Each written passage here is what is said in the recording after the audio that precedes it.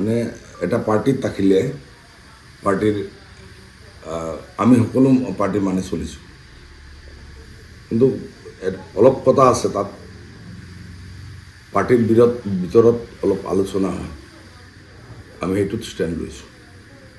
আপোনালোকে চালে পাব যে আমাৰ পাৰ্টিৰ প্ৰেচিডেণ্ট তেখেতৰ অপ্ৰাসংগিক মন্তব্য, এনেকুৱা মন্তব্য আছে যে মাইনৰিটিৰ মানুহবিলাক চুৰ দেখায়। তেখেতক 20 বছৰ মাইনৰিটিৰ মানুহে ভোট দি আহিছে। তেখেতৰ নিচিনা মানুহজনৰ মুখত এইটো RSSে যিটো কোৱা নাই তেখেতে ক'লে, আৰু এটা অপ্ৰাসংগিক বক্তব্য সদায় তেখেতে দি থাকে। কেতিয়াবা কেতিয়াবা কৈ দিয়ে যে ছোৱালী দেখিলে আমাৰ মাইনৰিটিৰ ল'ৰাবিলাকৰ ৰক্ত গৰম হৈ যায়। এইবিলাক একদম অপ্ৰাসংগিক কিছু বক্তব্য তেখেতে সদায় দি থাকে। সেইটোৰ কাৰণে পাৰ্টিত আমি এইটো প্ৰতিবাদ কৰিছোঁ। আপোনালোকে চালে পাব আমিও তেখেতক সুধিলোঁ যে আপুনি যে এইবিলাক কৈ থাকে এজন পাৰ্টি প্ৰেচিডেণ্ট হিচাপে, যে মানে ক'ত কাক দিব। লাষ্ট আপুনি যদি MP ইলেকশ্যনটো চায়, কৰিমগঞ্জ ৱাকঅভাৰ দিলে কংগ্ৰেছক, নগাঁৱত দিলে, আৰু তাত গৈ গৌৰৱ গগৈ তাত গৈ BJPক দিলে। মানে ক'ত কি ষ্টেণ্ড লয়, তেখেতৰ একো ষ্টেণ্ড নাই। মাইনৰিটিৰ কাৰণেতো একো কৰা নাই, 20 বছৰে একো কৰা নাই।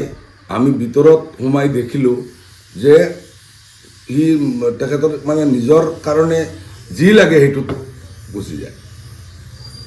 আমাক এক্সপেনশ্যন লেটাৰ দিছিলে, আমি ৰিপ্লাই দিলোঁ, তাত স্পেচিফিক একো নাই।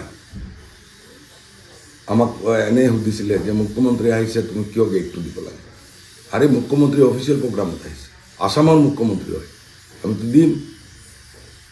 আমি কেতিয়াবা কেতিয়াবা মুখ্যমন্ত্ৰী লগ ধৰোঁ আমাৰ সমষ্টি উন্নয়নৰ কাৰণে, তেখেততো গৈ পাওঁ। আমি তেখেততো গৈ পাওঁ মুখ্যমন্ত্ৰীৰ অফিচত। সেইটো আমাৰ কি ভুল? আমি জনসাধাৰণৰ স্বাৰ্থে যাওঁ। আপুনি ক'ব বিচাৰিছে নেকি ইয়াৰ দেশত কোনো গণতন্ত্ৰ নাই? গণতন্ত্ৰ নাই, ওৱান মেন কমাণ্ড। তেখেতে যি কৰে সেইটো মানে বাকীবিলাকে অলপ 3-4 দিন পাব আপোনালোকে, আৰু 3-4জনে প্ৰতিবাদ কৰিছে, বাকীবিলাকে প্ৰতিবাদ নকৰে। আপোনালোকে যদি তেখেতৰ ষ্টেটমেণ্ট লাগে, ষ্টেটমেণ্টটো লৈ ল'ব যে তেখেতে কি কেনেকুৱা ষ্টেটমেণ্ট দিলে।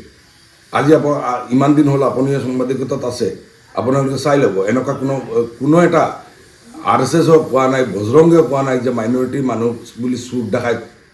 তেখেতক 20 বছৰ ভোট দিলে, ভোট দিয়াৰ পিছত তেখেতক গম পালে যে মাইনৰিটিৰ মানুহবিলাক চুৰ দেখায়। তেনেকুৱা ক'ব লাগে নেকি?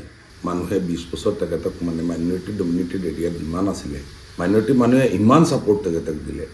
20 বছৰে তেখেতে কি কৰিলে? 20 বছৰ পিছত তেখেতে কৈ আছে যে মাইনৰিটিৰ ল'ৰাবিলাক চুৰ দেখায়। সেইটোৰ দায়ভাৰ খা। যদি বা এনেকুৱা হয়, আমি তৰ্কৰ খাতিৰত মানি ল'লোঁ, কিন্তু এই দায়ভাৰটা খা। এনেকুৱা যদি হয় তেখেতৰ এইটো দায়িত্ব তেখেতে ল'ব লাগিব। 20 ইয়াৰ্ছ, 20 বছৰ তেখেতক ছাপোৰ্ট কৰি আছে। তেখেতে মাইনৰিটি মানুহৰ কাৰণে কি কৰিলে? তেখেতে যদি কিবা কৰি থাকে, তেখেতৰ এডুকেশ্যন ছাইডত যদি তেখেতে কৰে, সেইটো তেখেতৰ নিজা বিজনেছ হয়। আজি তেখেতে 20 বছৰ মাইনৰিটিৰ মানুহৰ ছাপোৰ্টৰ কাৰণে 20 বছৰ এই দলত আছিলে, দল চলাইছে। তাৰপিছত তেখেতে যদি এনেকুৱা মন্তব্য কৰে, আপোনালোকে কওক সেইটো উচিত নে অনুচিত? তেখেতৰ কোনো এনেকুৱা মন্তব্যৰ কাৰণে বহুত লাজ পাব লগা হয়, বহুত লাজ পাইছোঁ, বহুত ৰিপ্লাই দিব লগা হয়। ইউডিএফৰ কাৰণে খোদ আমাৰ প্ৰেচিডেণ্ট নিজে দায়ী। কাৰণ প্ৰেচিডেণ্টে এনেকুৱা ষ্টেটমেণ্ট সদায় কেতিয়াবা সুপ্ৰিম কোৰ্টত আমি এই কৰি আছোঁ, সেই কৰি আছোঁ, লাষ্টত গৈ দেখা যায় যে সুপ্ৰিম কোৰ্টত তেখেতৰ কেইছো নাই। আমি কোৱা নাই এইটো, বহুত পাৰ্টিয়ে কৈছে, জমিয়ত উলামায়ে কৈছে যে সুপ্ৰিম কোৰ্টত তেখেতৰ উকিল কোন উকিল আছে, এডভোকেটটো দিব লাগে। এইবিলাক কৰিতো লাভ নাই নহয়। মানুহ আজিকালি ইমান বুৰ্বক নহয়।